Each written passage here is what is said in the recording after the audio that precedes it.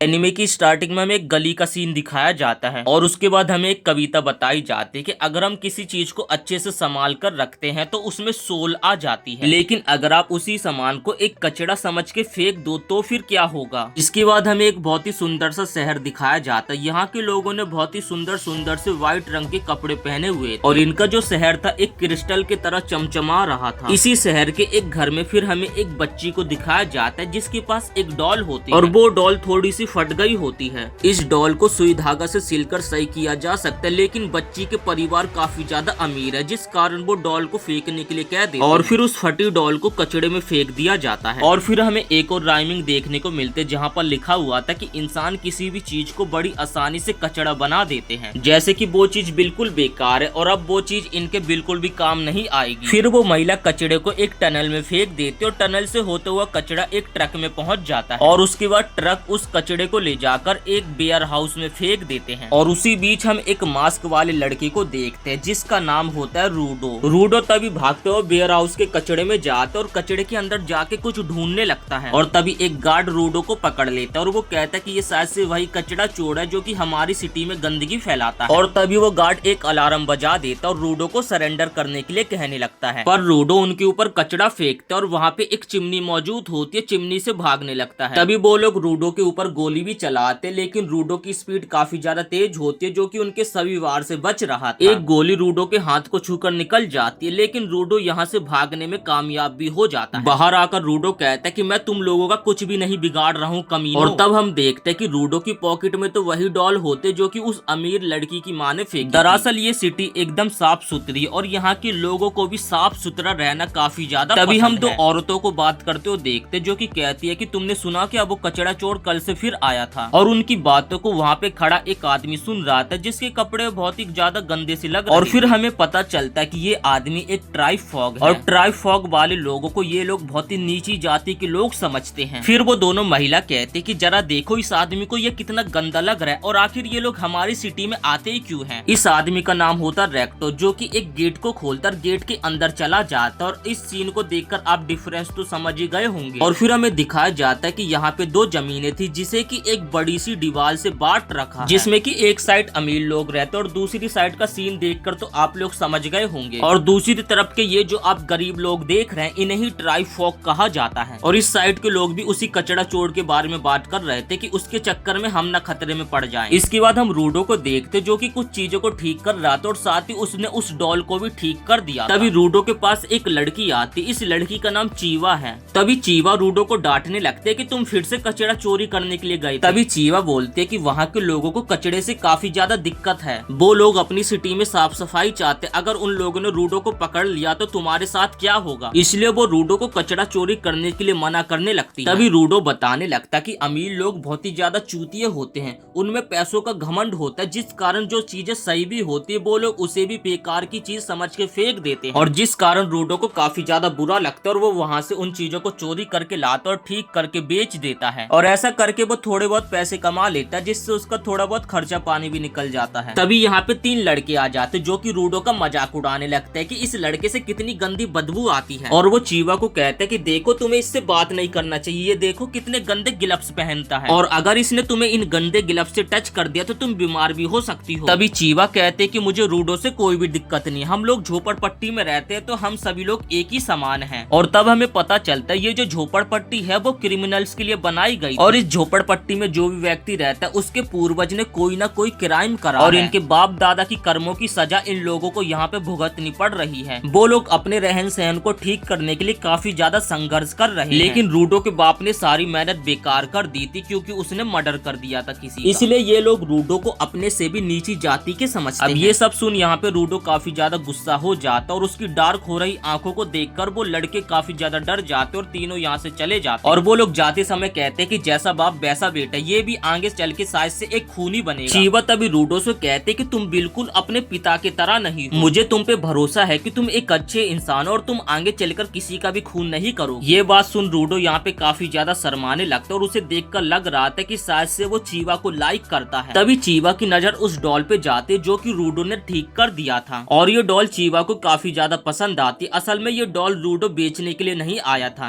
बल्कि वो तो इस डॉल को चीवा को गिफ्ट करना चाहता है।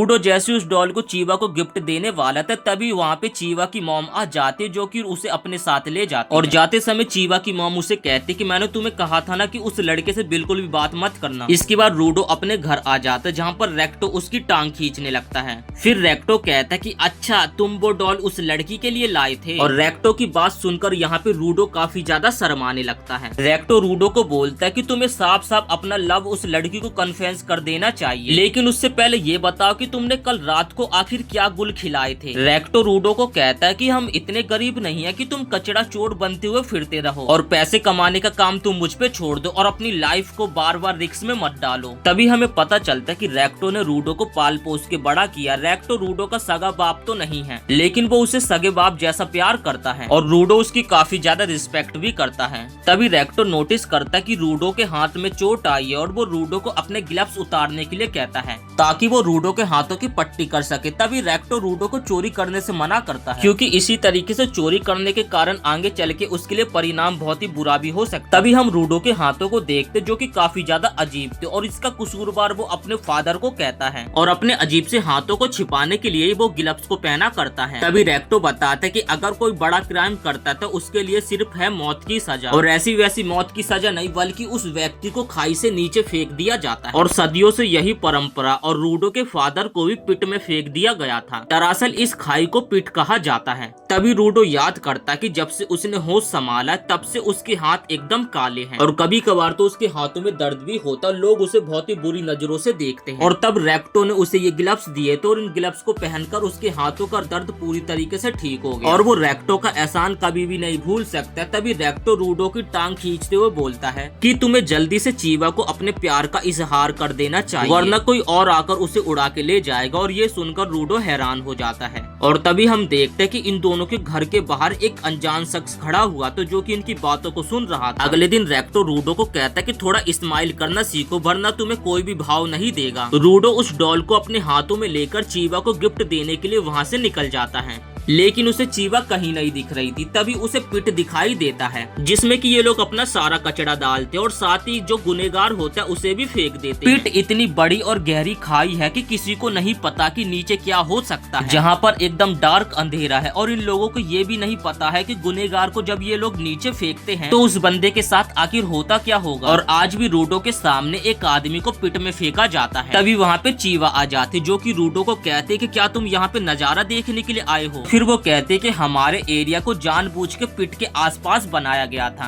ताकि हम लोग 100 बार सोचे गुनाह करने से और अगर कोई इसी तरीके से गुनाह करता है तो उसे भी पिट में फेंक दिया जाएगा। तभी चीवा रूडो को कहती कि वो नहीं चाहती कि कभी रूडो क्राइम करे और उसे भी इस तरीके से पिट में फेंक दिया जाए। और वो रूडो को ये भी कहती कि अगर उसे कचरा चोरी करते हुए पकड़ लिया जाएगा तो उसे भी पिट में फेंक दिया जाएगा। रूडो कहता है कि कल रेक्टो ने भी मुझसे यही कहा था, जिसपे चीवा कहती कि उन्हें तुम्हारी फिक्र है क्योंकि वो तुमसे प्यार करते हैं। तभी रूडो ये सुनकर चौंक जाता है कि वो भी प्यार करते हैं मतलब। और यहाँ पे बातों ही बातों में उसने रूडो को अपना लव कन्फेस कर दिया था कि वो रूडो को प्यार करती है। और ये सुनकर रूडो यहाँ पे काफी ज्यादा शर्माने लगता है और वो चीवा को कहता है कि मैं ये डॉल तुम्हारे लिए लाया था पर ये कचरा है तो तुम्हें शायद ना पसंद आए। तभी चीवा रूडो से वो डॉल को ले लेती और कहते कि मैं इस डॉल को हमेशा अपने पास रखूंगी। अब रूडो का तो यहाँ पे खुशी का ठिकाना ही नहीं होता, वो जल्दी से यहाँ से भाग जाता है सारी चीजें रेक्टो को बताने के। रास्ते में तभी वो कुछ पुलिस वालों से भी टकरा जाता है कि पता नहीं वो पुलिस वाले यहाँ पे क्या करने के लिए आए थे। इसके बाद वो अपने घर पहुंच जाता और सोचता है कि मैंने तो साफ साफ चीवा को कुछ बोला ही नहीं, अगर रेक्टो को मैं बताऊंगा तो वो तो फिर बोलेगा कि दोबारा से जाकर चीवा को अपना लव कन्फेस करो। रूडो जैसी दरवाजा खोलकर अंदर जाता तो उसके होश उड़ जाते हैं। एक मखोटा पहना हुआ अनजान शख्स ने रेक्टो के छाती में एक चाकू घुसा दिया था। रूडो गुस्से में उस आदमी की तरफ बढ़ता लेकिन वो आदमी रूडो की पिटाई करके वहाँ से निकल जाता है। जमीन पर एक बुक भी पड़ी हुई थी, वो आदमी उस बुक को ले लेता लेकिन वो रूडो को कुछ करे बिना वहाँ से चला जाता है।